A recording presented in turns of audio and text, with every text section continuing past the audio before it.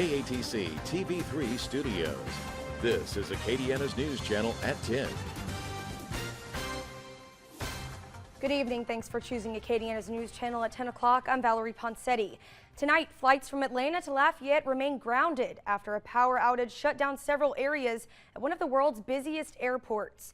Georgia Power started investigating the outage when it hit the Hartsfield-Jackson Atlanta International Airport around noon. They believe a fire caused the outage, but they're not sure how that fire started. Lafayette Regional Airport officials have canceled tomorrow's flights to Atlanta at 6 and 11 a.m.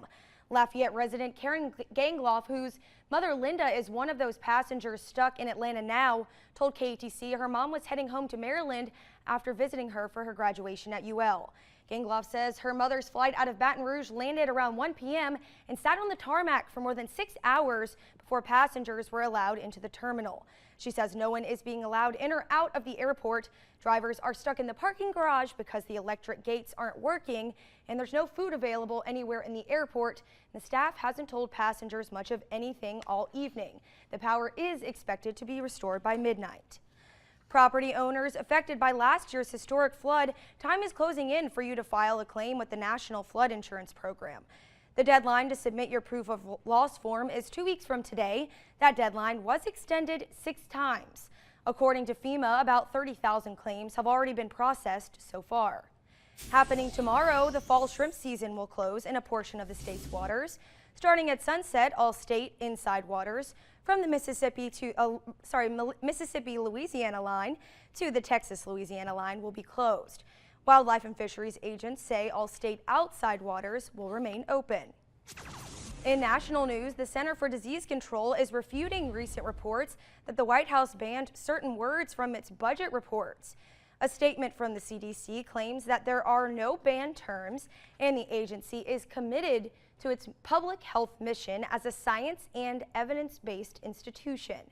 The statements come after the Washington Post reported this week that certain words had been banned from use. Rumor on the Hill when I left yesterday was that the president was going to make a significant speech at the end of next week, and on December 22nd, when we are out of D.C., he was going to fire Robert Mueller.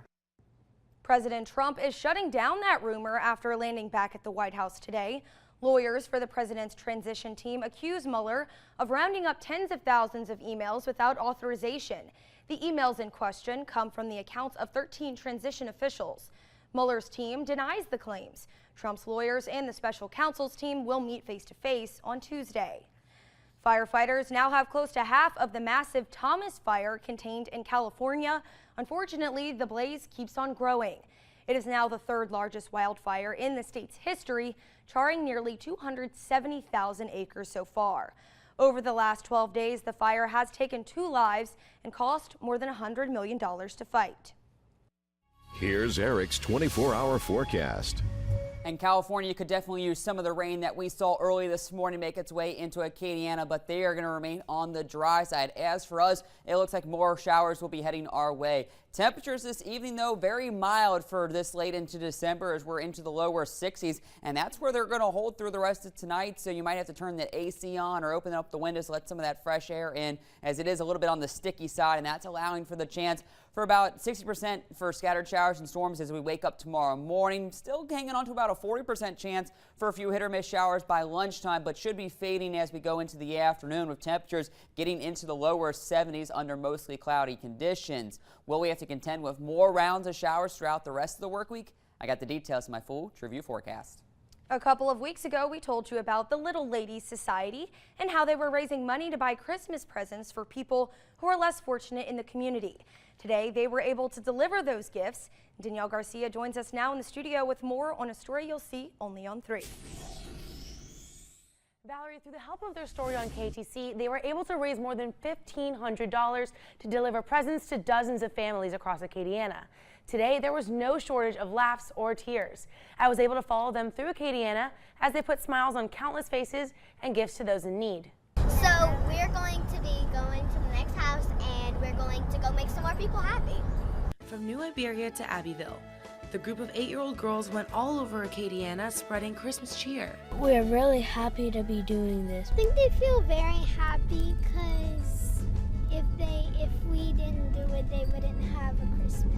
Y'all are so sweet. We're so thankful. For Constance Dees and her daughter, Oh, I love it. the Little Lady Society is more like their little angels. I just got here.